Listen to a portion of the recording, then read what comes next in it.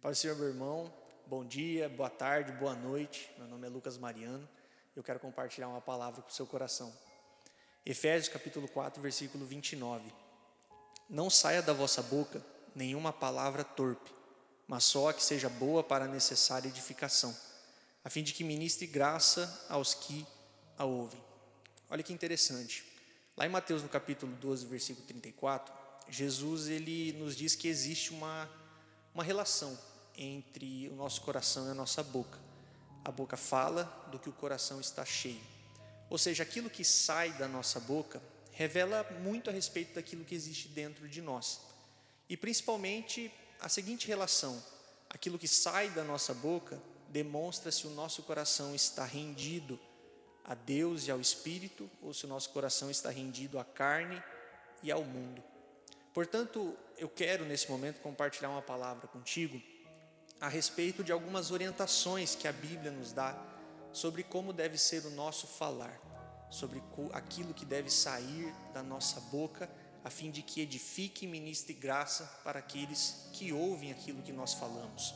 Até porque em Mateus, no capítulo 12, versículo 36, Jesus traz uma grave advertência de que nós seremos julgados no dia do juízo sobre todas as palavras que nós proferirmos. Portanto, nós precisamos estar cientes daquilo que a palavra nos diz sobre como deve ser o nosso falar e o que nós fomos chamados a falar. O texto que nós lemos ali, Efésios 4, 29, nos traz a seguinte orientação: que nenhuma palavra torpe saia da nossa boca. E é interessante o fato de que a palavra utilizada ali pelo apóstolo Paulo, a palavra torpe, ela no seu original grego se refere à podridão. Ou seja, quando alguém utilizava a palavra torpe, no caso ali do grego sapros, essa palavra ela se referia a algum alimento que estava podre, uma fruta podre, uma carne que estava podre. Portanto, Paulo ele deixa bem claro que a nossa boca ela tem um poder.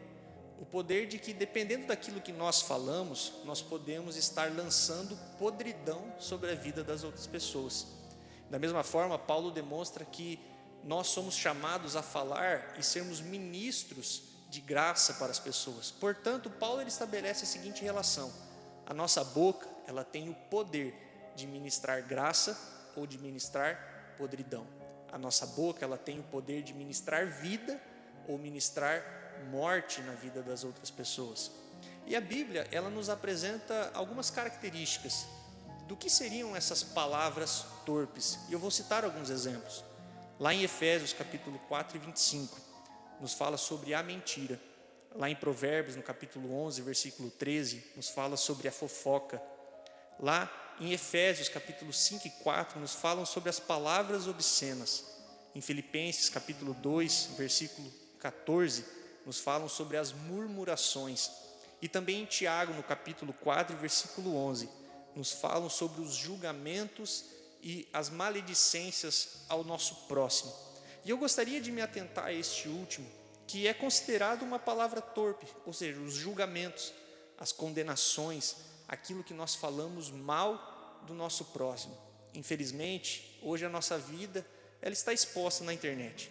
E hoje, infelizmente, as pessoas elas querem expor diante do Instagram, no Facebook, diante das outras pessoas, aquilo que elas fazem, aquilo que elas pensam. E infelizmente nós nos deparamos muitas vezes com muitas pessoas muito mal intencionadas, condenando, julgando, apontando os erros das outras pessoas, diminuindo, menosprezando, muitas vezes pelo jeito de ser, pela roupa que veste, pela forma como fala. E nós vemos através da palavra que nós não fomos chamados para utilizarmos a nossa boca para falar mal do nosso próximo. Nós não fomos chamados para usar a nossa boca para trazer julgamentos e condenações através da nossa palavra, da nossa boca, para com a conduta, para com as práticas, os comportamentos do nosso próximo. Na verdade, quando nós olhamos para a palavra de Deus, para o texto que nós lemos, nós vemos que nós fomos chamados não a julgarmos, mas nós fomos chamados a ajudar, utilizar a nossa boca para que sejam proferidas palavras que promovam o bem, palavras que edifiquem, palavras que restauram, palavras que encorajam. porém, infelizmente, muitos de nós, neste ímpeto de querermos nos sentir superiores muitas das vezes, porque vemos pessoas que erram e nós queremos apontar os seus erros. Mas eu digo e repito novamente, nós seremos julgados por tudo aquilo que falarmos, por todas as palavras que proferirmos. E Jesus nos traz uma advertência muito grave lá em Mateus 7:1. Não julguem, para que não sejam julgados também, porque a mesma medida que você usar para medir o próximo, será a mesma medida que será usada para te medir. E quem somos nós? Somos pecadores, somos pessoas cheias de erros, cheios de falhas. Nós muitas vezes apontamos erros nas outras pessoas que nós também cometemos. E portanto, eu quero utilizar este momento para trazer essa palavra para o seu coração. Você não foi chamado para usar a sua boca para falar palavras torpes. Você não foi chamado para usar a sua boca para julgar e condenar o próximo. Você foi chamado para usar a sua boca e a sua vida para ajudar e edificar o seu próximo. E a Bíblia nos deixa isso muito claro lá em Gálatas 6:1. Olha o que a Bíblia diz: irmãos, se alguém for surpreendido em algum pecado, vós que sois espirituais, deveis restaurar essa pessoa com espírito de humildade. Todavia, cuida de ti mesmo para que não sejas igualmente tentado. Olha que interessante.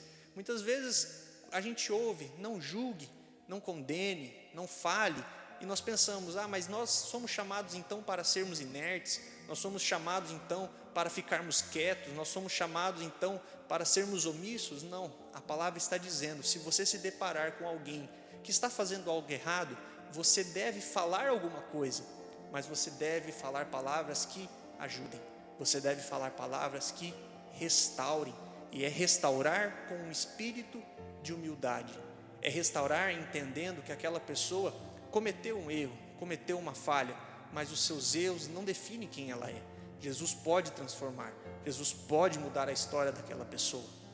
É dessa forma que eu quero encerrar te dando 2 conselhos, daquilo que a palavra nos ensina, sobre como nós podemos realmente utilizar a nossa boca para ajudar o nosso próximo. Primeiro conselho, examine o seu coração. Lá em Mateus capítulo 7:3, Jesus diz o seguinte: por que reparas tu o cisco no olho do teu irmão, mas não percebes a viga que está no teu próprio olho? Quantas vezes nós apontamos erros nas outras pessoas, condenamos, julgamos, fazemos fofocas, dizemos mal das outras pessoas, por questões que nós também fazemos, por erros que nós também cometemos.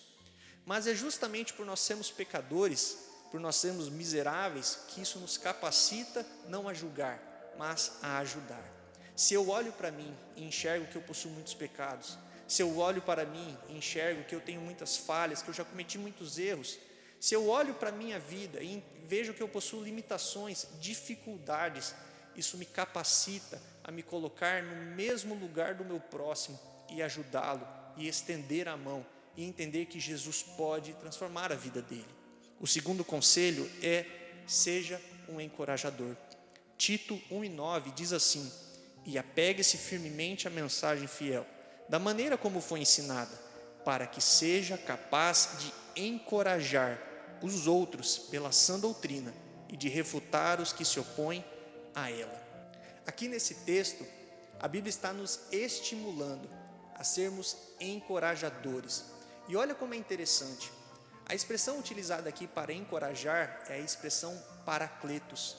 E essa expressão é a mesma que Jesus utilizou para falar sobre o Espírito Santo. Em outras palavras, nós estamos sendo convocados para sermos consoladores, para sermos encorajadores, tal qual o Espírito Santo é na nossa vida. Nós somos convocados, somos chamados a sermos como o Espírito Santo é em nós, nós sermos nas outras pessoas. Portanto, o que eu quero dizer para você é o seguinte: quantas pessoas que hoje estão dentro da igreja estão feridas, magoadas, porque foram alvos de palavras torpes. Pessoas que estão feridas porque foram alvo de alguma mentira, foram alvo de alguma calúnia, foram alvo de julgamentos, de condenações. Ou até mesmo pessoas que não estão mais dentro da igreja, mas estão afastadas de Deus, porque foram alvos de pessoas que não entenderam o seu chamado. Eu te convido a não mais utilizar a sua boca para falar mal. E se nós parássemos de utilizar a nossa boca para sermos julgadores e utilizarmos a nossa boca para ministrar graça àqueles que nos ouvem? E se nós parássemos de ser pessoas que medem os outros a partir daquilo que eles vestem, daquilo que eles apresentam a nós, daquilo que eles falam, e nós passarmos a ser como Jesus, que enquanto os outros apontavam o dedo para a mulher adúltera, Jesus estendia a mão. Enquanto os outros criticavam Zaqueu por ser alguém que tinha abandonado o seu povo, ao ser alguém que tinha enganado o seu povo, Jesus decidiu entrar na casa de Zaqueu e transformar a sua vida. Da mesma forma, nós podemos ser como Jesus e, ao invés de apontarmos o dedo, estender a mão, ao invés de julgar, ajudar, porque essa é a orientação bíblica. Eu queria deixar essa palavra para o seu coração. Eu gostaria de fazer uma oração. Querido Deus, muito obrigado por tudo que o Senhor tem feito por nós e pela vida daquele que está me ouvindo nesse momento. Eu quero orar, Pai, pedindo que o Senhor possa fazê-lo entender o chamado da palavra, para que nós sejamos edificadores, para que nós sejamos encorajadores do nosso próximo, que nós não utilizemos a nossa boca para falar mal, que nós não utilizemos a nossa boca para murmurar, para mentir, para fazermos fofocas, mas que nós utilizemos a nossa boca para edificação do próximo, para ministrar graça ao nosso próximo. Eu peço, Pai, que o Teu Filho compreenda que Ele é um ministro de vida na vida do outro, que Ele é um consolador para o outro, Pai. Essa é a nossa oração. Amém.